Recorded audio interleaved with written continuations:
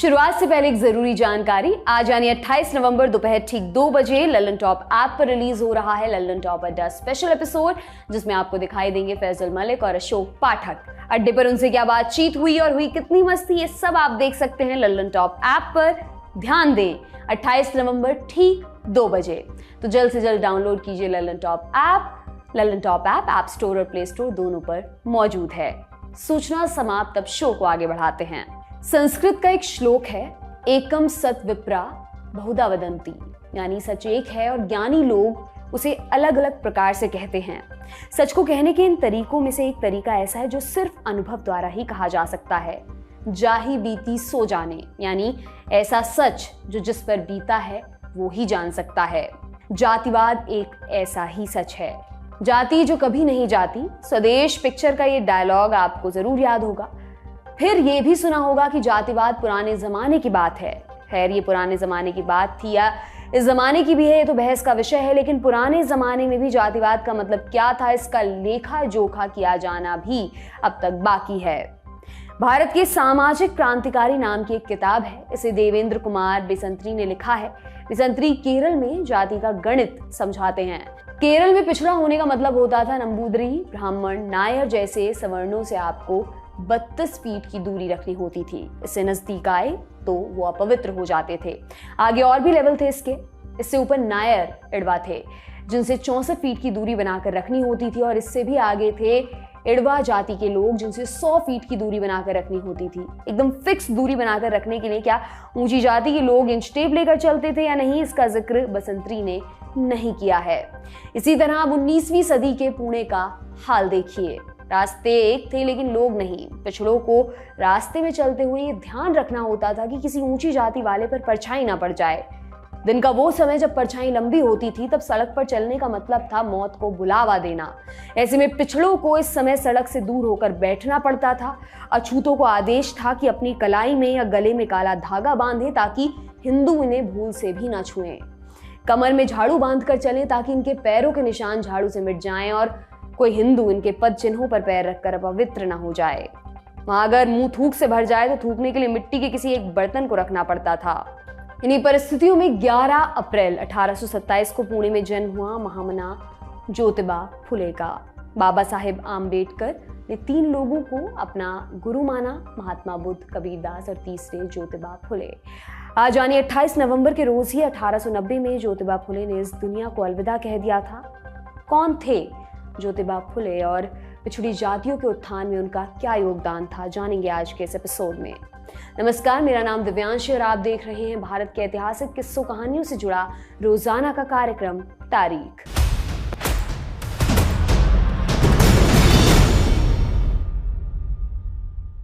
ज्योतिबा फुले का जन्म एक साधारण माली परिवार में हुआ था। उनके पिता गोविंदराव फूल बेचकर घर चलाते थे। इसी दुकान में काम करते हुए एक दिन ज्योतिबा को जाति की सच्चाई का एहसास हुआ।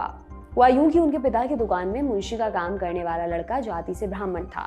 उसने अपनी शादी पर ज्योतिबा को आने का निमंत्रण दिया और ज्योतिबा चले भी गए। लेकिन ना तो ज्योतिबा को और ना ही उस लड़के को पता था कि ब्राह्मण के विवाह में पिछड़ी जाति के किसी व्यक्ति के आने पर मनाही थी। ज्योतिबा शादी में गए तो किसी ने चिल्लाकर कहा, अरे शूद्र को यहाँ किसने आने दिया।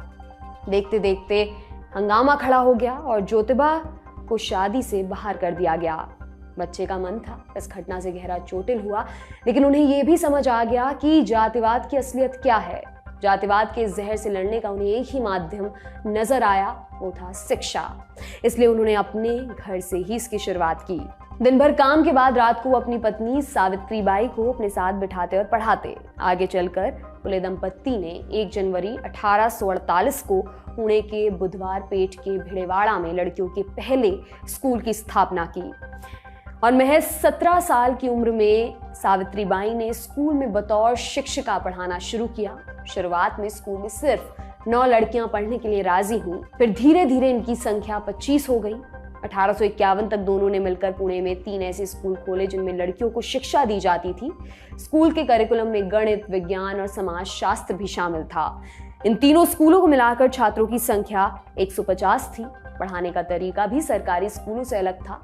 लेखिका दिव्या कंदुकुरी लिखती हैं, फुले दंपत्ति के स्कूल में पढ़ाई का स्तर इतना बेहतर था कि सरकारी स्कूल के मुकाबले पास होने का प्रतिशत ज्यादा हुआ करता था। लेकिन ये सब शांति से नहीं हुआ। एक पिछड़ी जाति की महिला खुद पढ़े और दूसरों को भी पढ़ाए, ये धर्म के ठेकेदारों को मंजूर नहीं था। साम दाम दंड भेद सब आजमाए गए। सबसे पहले घर से ही शुरुआत हुई।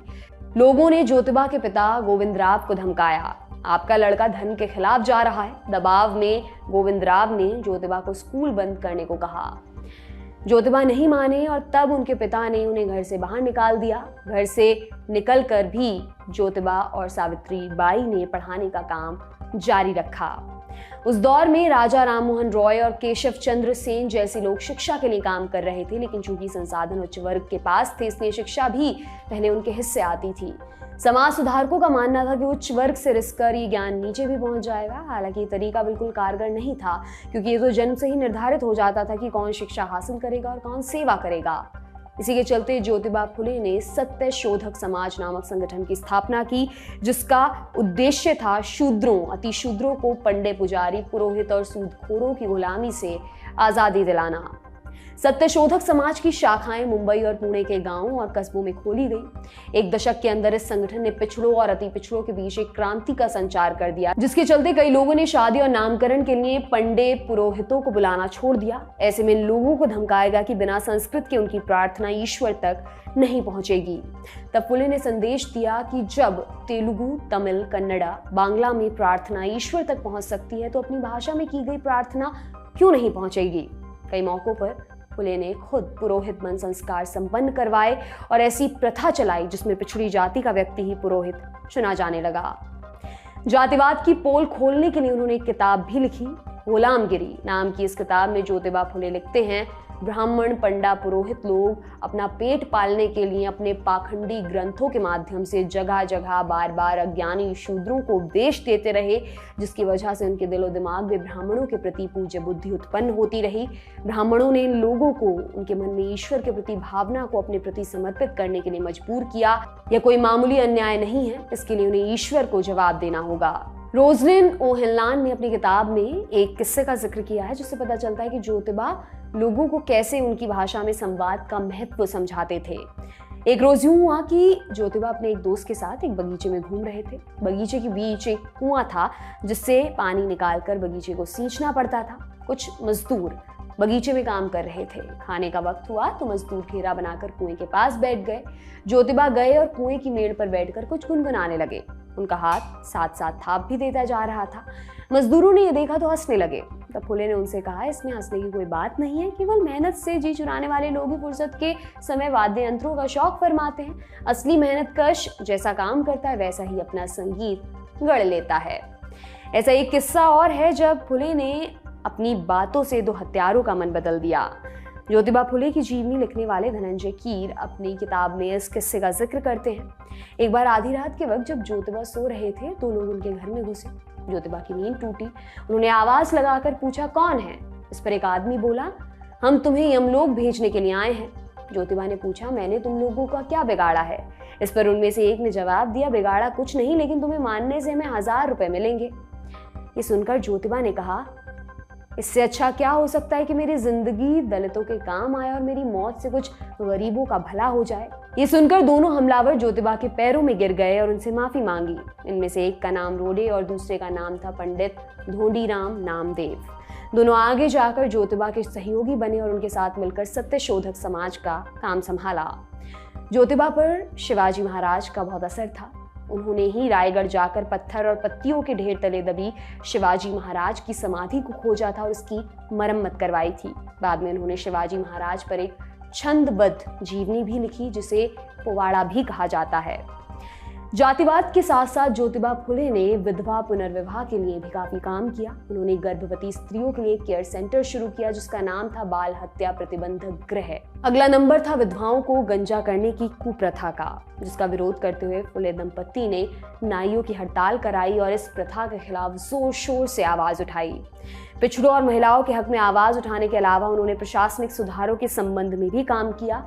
साल 1878 की बात है। वाइसरॉय लॉर्ड लिटर ने वर्नाक्युलर एक्ट नाम का एक कानून पास किया, जिसके तहत प्रेस की आजादी को भंग कर दिया गया था।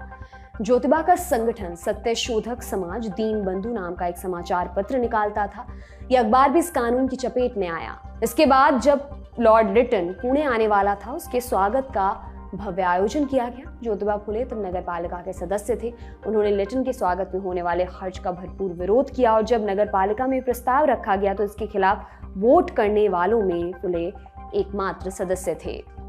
63 साल तक पिछड़ों और दबे कुचले वर्ग के लिए लगातार आवाज उठाने के बाद 28 नवंबर 1890 को महामना ज्योतिबा फुले की मृत्यु हो गई। आखिरी समय में उन्हें लकवा मार गया था। जाते जाते भी उन्होंने इस बात का ध्यान दिया कि व्यक्ति जन्म से नहीं कर्म से बड़ा होता है। अपनी वसीयत में उन्होंने लिखा कि अगर उनका बेटा यशवंत आगे जाकर नालायक हो जाए या बिगड़ जाए तो उनकी संपत्ति किसी पिछड़े तबके के लायक बच्चे को दे दी जाए। आज का तारीख यहीं पर समाप्त होता है। आज के लिए इतना ही। कल फिर आपसे मुलाकात होगी। तब तक के लिए जुड़े रहिए दी लल्लन टॉप से। शुक्रिया।